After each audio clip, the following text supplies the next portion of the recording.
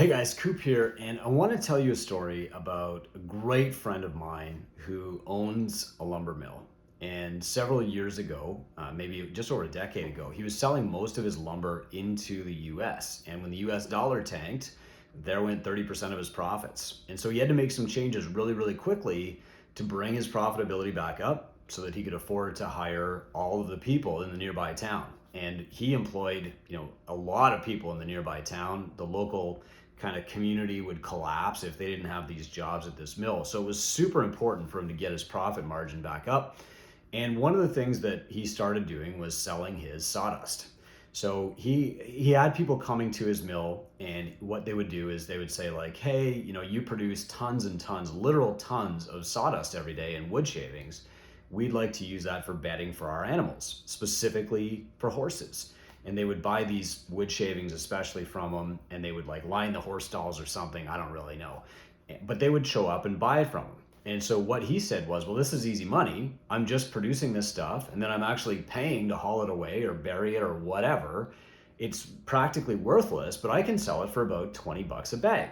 And so people would say, 20 bucks a bag, that's great. That's 10 bucks less than I would pay at the local feed store. So I will show up at your gate and I will buy these things from you. And he said, okay, great. I've also got this office staff who's not, busy all the time with their accounting and their bookkeeping and their payroll and their HR stuff.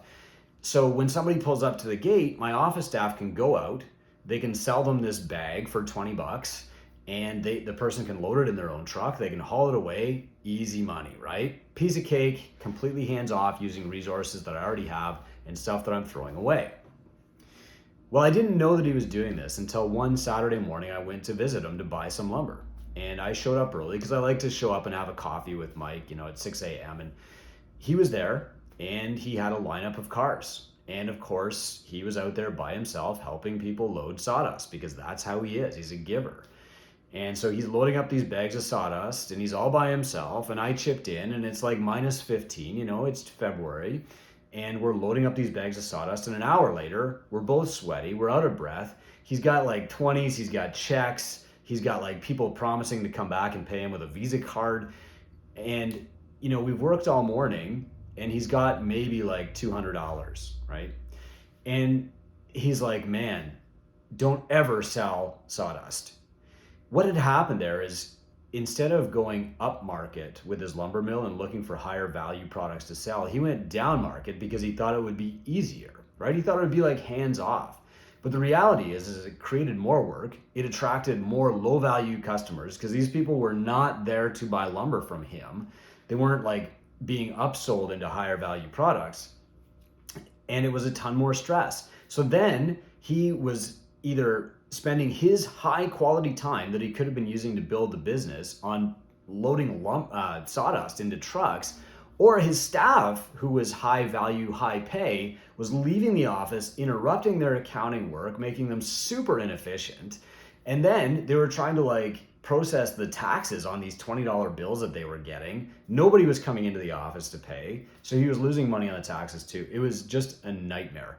And of course, once he started selling it, it was almost impossible to stop because even though he would say like, okay, 7 a.m. till 10 a.m. Saturday, we'll sell you this sawdust. Of course, people are lined up at 6 a.m. And of course, he's out there serving them, right? So all of his brain space went to this stupid sawdust play. And that led me to teach you about upmarket versus downmarket. If you look at the top gyms in the world and what they're doing, they are moving relentlessly upmarket. The most profitable gyms are mostly concerning themselves with these type of clients and services, and less these type of clients and services. So what are the upmarket services? A lot of gyms are adding a high value. Some people might call this a high ticket program, but that feels just too salesy to me. They're adding a high value program that costs $2,000 to $3,000 per month, but solves the client's problems faster. And of course, this is not every client, right? This is like 8 to 10% of your clientele will want this, but some will. Especially like entrepreneurs who are successful, what they're buying at this level is they're buying speed. And so your high value program should sell speed. The next option is hybrid. You're going to have people who want to get someplace like as fast as they can, but maybe they don't need the added accountability of high value. Maybe they need one-on-one training plus nutrition coaching, and that's your hybrid client. Then you have people who want privacy and they're willing to pay for it, right? So this is another higher value client. Then you have people who want small group. My kid and 3 of his buddies play for this soccer team. They want to train together. Great. They're paying less per person than this person, but they're still adding a lot of value to the business. So they're still a higher value client. Then you have your regular group clients, which are somewhere in the middle. And for most two-brain gyms, this is like as low as they'll go, right? The group option is their discount option because they're trying to work with higher value clients. Then below that, for low value, you have running challenges. So 6-week challenges, you attract a lot of the same people as a group, but like their expiration date is baked in from the start. And then you have selling 24/7 access. The top gyms in the world are focused on moving relentlessly toward upmarket services. And that means either avoiding or just ignoring or moving away from these services. So for me, if you adding more down market services makes it harder to sell these services, right? These things don't compound. They're not additive. They're replacements. So when I was selling access at my gym, it was like selling sawdust. I would say open gym hours are at 6 a.m. And of course, people showed up at 5:45. And open gym access costs $45 a month or whatever it was. And of course, you'd have people haggling over $45 per month. And I would justify it by saying, oh, well, people who show up for access will see what an amazing coach I am and they'll want to upgrade. But of course, that didn't happen. And I should have known that because people who bought my lowest value coaching service rarely upgraded to my one-on-one service.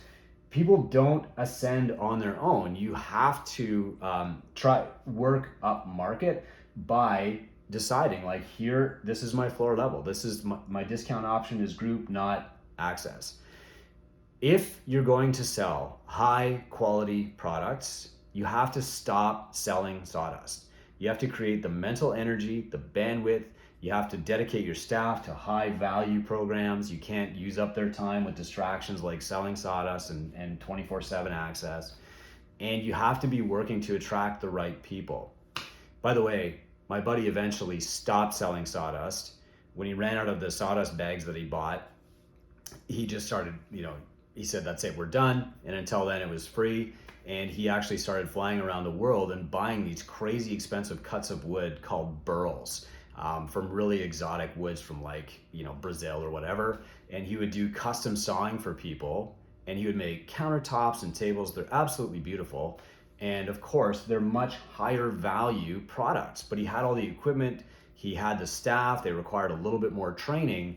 But as he got away from these lower value products that he couldn't even compete on anymore, like sawdust and pine 2x4s, and started working with higher value, he started increasing his profit margin, and that's really what saved the mill.